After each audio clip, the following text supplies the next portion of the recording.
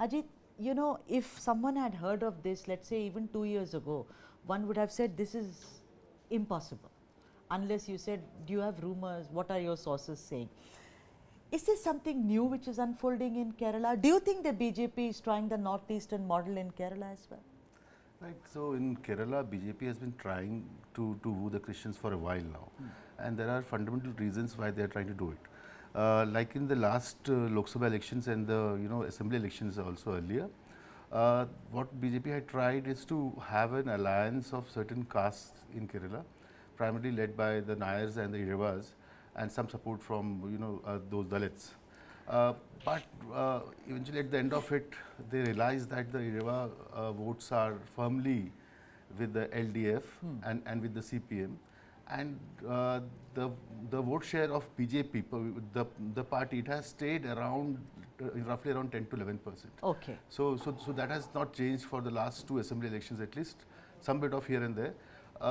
Now for the party to actually grow and to actually become some amount of relevance in the state, they are now looking to woo the Christians. So there's some history to it, and if the BJP wants to grow in Kerala, they'll have to have the support of one major community. Of Christians. Of Christians, right, yes. Right. So that is the entire strategy. Correct. So you're pretty much echoing what Varghese, our other colleague, was saying, that look, it's not about winning, it's about registering a presence, as Correct. it were. Right. So last time also, last election, in the Lok Sabha elections, there were at least 4 or 5 constituencies where they did extremely well. Right. The BJP, but then they were far, they fell short of the majority mark. Say Right. for example, in the state capital, Thiruvananthapuram, the BJP candidate lost by just a margin of 10-15,000 votes. Oh. Yeah, so now and Trivandrum has a population of around 20 to 30% of Christians. That is what the calculation is, and I think while the immediate goal is to win at least 4 to 5 Lok Sabha seats next year, but then this is a long run, and I think the BJP in the manner and in the calculated manner in which they are working now and focusing on Kerala, I think they're planning for some bit of bigger stakes in the upcoming assembly elections whenever it happens. Right. Let me come to you, Mr. Thampu. Mr. Thampu, the Kerala Congress was, it was formed somewhere in the early 60s, if I'm not wrong. Now this new, Joseph and also other leaders are leaving it, and they are going in droves, one can't say, but they are leaving, and they are trying to do something. Of course, there is a bit of a dichotomy there, or maybe they are in a conundrum. They're saying that we are not merging with the BJP. This party is something which will have all kinds of people, all right-thinking people, as it were. But do you think that in politics it's very important that you have your own identity and also some kind of a significance is given to you, importance is attached to you?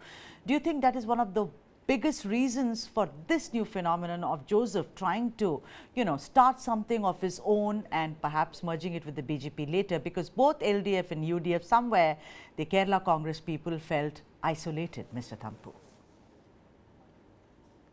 Yes, it's quite clear that Kerala Congress is facing an existential crisis, right. Which was announced in good measure by the vertical split of the party recently, which has weakened the party considerably, eroded its political power base. But that by itself is not the main issue. This is a very complicated, complex situation in which I believe the dominant element is what can quite adequately be called blackmail politics. Okay.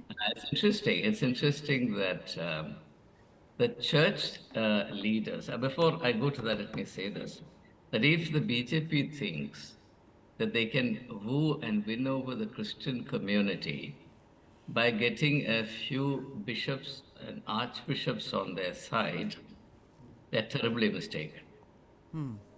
I am quite sure that this is a disaster for the reason that the rank and file in the Christian community today are seriously estranged from the Christian leadership. Even 10 years ago, right, it could be legitimately expected that ordinary Christians would vote as directed by their bishops and archbishops.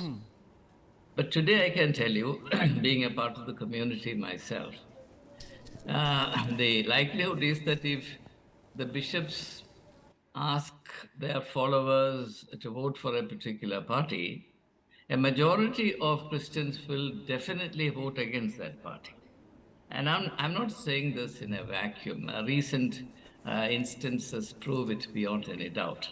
Now, this Right. is where I should talk about blackmail politics. Let me come back to you, Mr. Thampu. I'm sorry to interject in this fashion, sir, but let me also introduce Vinita Hariharan to the debate, and I'll go back to both my colleague Ajit as well as Mr. Thampu. Vinita, you heard what Mr. Thampu said, but I want to hear what your entire opinion is about. See, there is a bit, the BJP has been, very, very active so far as the Christian outreach is concerned, and there is nothing wrong with it. I mean, whether it's politics or anybody else. But then when it's the BJP, then eyebrows are raised that why are they suddenly going and meeting with bishops and, so on and so forth. So tell me, as a party, are you clear, Vinita, that you do want to kind of have some kind of a presence in Kerala?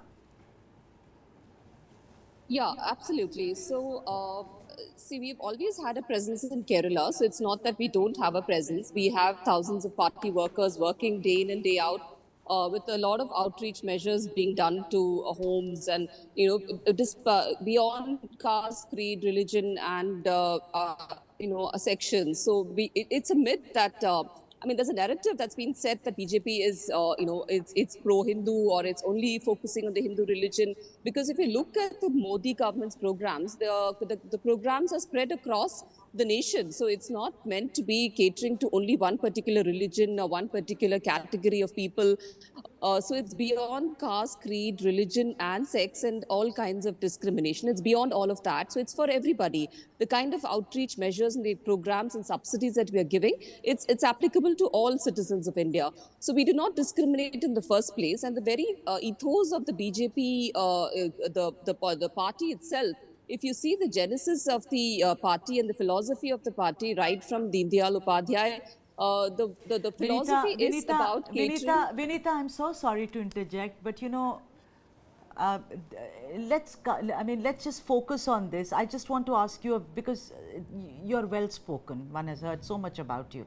I just want to know, Johnny Nellore, on the one hand says, yes, I'm forming a party. It's going to be called NPP. On the other hand, he says, but no, I'm not going to go merge with the BJP.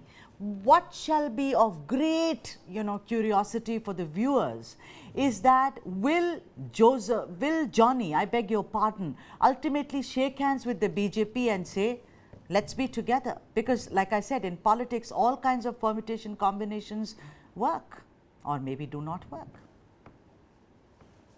Yeah, absolutely. So so what I was just trying to say is the outreach that we're doing should not be looked at kind of a gesture that we're doing, just aiming for politics. It's just about setting the narrative right and to let the people of Kerala know that we are there for all religions, not just for Christians, but also for Muslims. Even during the Eid, we're going to be doing an outreach to Muslims. And as far as the coalition and the the collaboration between various other factions and other leaders, I think we welcome all those who support the ethos of the BJP, which is catering to the last mile and catering to the human being, which is at the core Right. of the philosophy Yeah, of sure.